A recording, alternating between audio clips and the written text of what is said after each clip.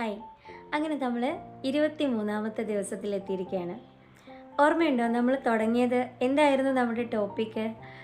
100 days challenge for self transformation.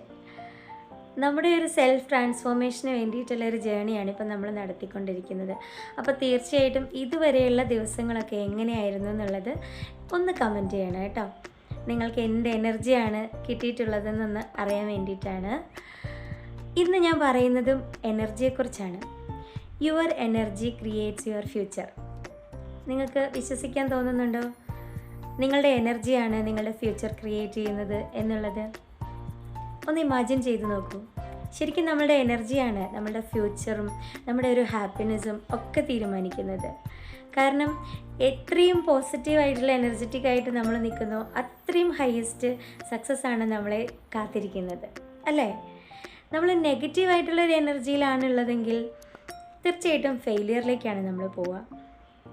നമ്മൾ എല്ലാ തരത്തിലുള്ളൊരു positivity നമ്മുടെ ഉള്ളിലിങ്ങനെ നിറച്ച് വെച്ചിട്ട് നമ്മളിങ്ങനെ ഇമാജിൻ ചെയ്ത് നോക്കിക്കഴിഞ്ഞാൽ നമ്മളിങ്ങനെ ഒരു നല്ല ഒരുപാട് ഫ്ലവേഴ്സൊക്കെ ഉള്ള ഗാർഡനിലൂടെ ഇങ്ങനെ പറന്ന് നടക്കുന്ന പോലുള്ളൊരു ഫീലാണ്. എന്തൊക്കെയോ അച്ചീവ്മെൻറ്റ്സ് നമ്മളിലേക്ക് ഇങ്ങനെ ആകർഷിക്കുന്ന പോലെ നമുക്ക് ഫീൽ ചെയ്യും. അങ്ങനെ ഫീൽ ചെയ്തിട്ടുള്ള ഒരാളാണ് കേട്ടോ ഞാൻ. പോസിറ്റീവിൻ്റെയും നെഗറ്റീവിൻ്റെയും എക്സ്ട്രീം ആയിട്ടുള്ള ലെവൽ കടന്ന് പോസിറ്റീവിൻ്റെ ഏറ്റവും എക്സ്ട്രീം ആയിട്ടുള്ള ലെവലിൽ നിൽക്കുന്ന ഒരു വ്യക്തിയാണ് ഇപ്പോൾ നിങ്ങളുടെ മുന്നിലിരിക്കുന്ന ഞാൻ. സോ ഒരു ഉദാഹരണം ഇത് തന്നെയാണ്. നമ്മളിവിടെ എത്തി നിൽക്കുമ്പോൾ തന്നെ നിങ്ങൾക്ക് മനസ്സിലാവും. കാരണം നമുക്കൊരു കൺസിസ്റ്റൻസി വേണം എല്ലാ കാര്യത്തിനും.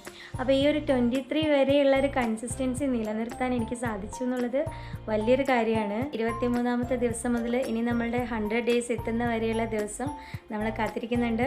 നമുക്ക് കണ്ടിന്യൂ ചെയ്യാം. എല്ലാവരും നല്ല ഹാപ്പി ആയിട്ട് എനർജറ്റിക് ആയിട്ട് പോസിറ്റീവായിട്ടിരിക്കുക. Thank you.